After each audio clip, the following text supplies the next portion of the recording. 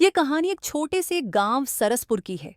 गांव के लोग सादा जीवन जीते थे और अधिकतर किसान थे जो अपनी रोजी रोटी के लिए मानसून पर निर्भर रहते थे। उन्हीं में से एक किसान था दीपक, मेहनती और ईमानदार, पर किस्मत का मारा चाहे जितनी मेहनत करता उसकी फसल कभी समय पर नहीं पकती, और जब पकती भी तो कभी बारिश तो कभी सूखा उसे बर्बाद कर देता। दीपक हर रोज अपनी किस्मत को कोसता। एक दिन हमेशा की तरह वह सुबह सुबह अपने छोटे से खेत पर काम करने पहुंचा। उसके खेत के चारों ओर दूसरे किसानों के खेत थे, पर उस दिन उसने देखा कि कोई और किसान खेतों पर नहीं आया था। लगता है किसी को काम की फिक्र ही नहीं है, पर मैं तो अपना काम कर सकता हूँ। दीपक ने कुदाल उठाई और काम में लग गया। काम करते करते दोपहर हो गई, पर उसे समय का एहसास ही नहीं हुआ। तभी उसकी पत्नी सुमति खेत पर खाना लेकर आई। सुनिए जी, आओ खाना खा लो। सुमति की आवाज सुनकर दीपक को एहसास हुआ कि दोपहर हो चुकी है। अरे, समय का तो पता ही नहीं चला। चलो, अब खाना खाकर थोड़ा आराम कर लेता हूँ। सुमति और दीपक पेड़ के नीचे बैठकर खाना खाने लगे। क्या हुआ जी, आज कुछ ज्यादा ही थक गए हो? हाँ, सुबह से लगातार काम कर रहा था, पर फिर भी किस्मत देखो, पता नहीं कब साथ देगी। इतनी मेहनत करता हूँ, फिर भी फसल बर्बाद हो जाती है। आप मेहनत करते हो, यही सबसे बड़ी बात है। किस्मत भी एक दिन जरूर साथ देगी। खाना खाने के बाद दीपक फिर से खेत पर काम करने लगा। तभी उसका पड़ोसी किसान महेश खेत पर आया।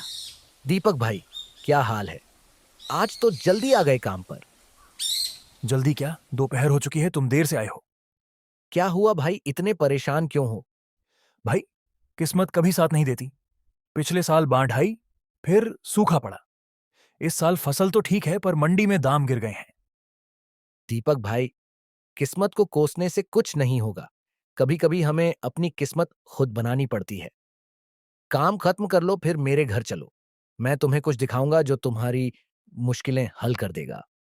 दीपक ने तेजी से अपने खेत का काम निपटाया और महेश के खेत में उसकी मदद करने लगा ताकि दोनों जल्दी घर जा सकें। दीपक भाई, जो मैं तुम्हें दिखाने वाला हूं वो किसी और को मत बताना। काम खत्म होने के बाद दोनों महेश के घर पहुंचे।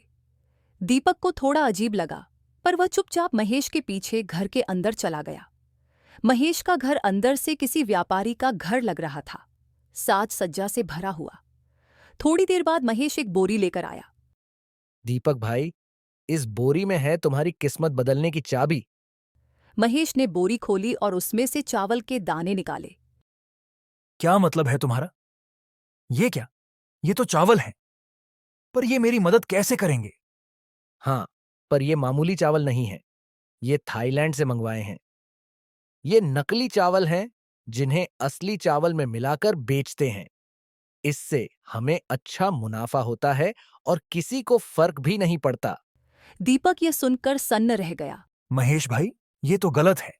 अगर कोई ये नकली चावल खा लेगा तो उसकी तबीयत खराब हो सकती है। हमारा क्या, हमें तो मुनाफा मिल रहा है। जब हमारी फसल खराब होती है तो कोई हमारा हाल पूछने नहीं आता। नहीं भाई, मैं ऐसा नहीं कर सकता। मैं अपने फायदे के लिए किसी की जान से खिलवाड़ नहीं करूंगा।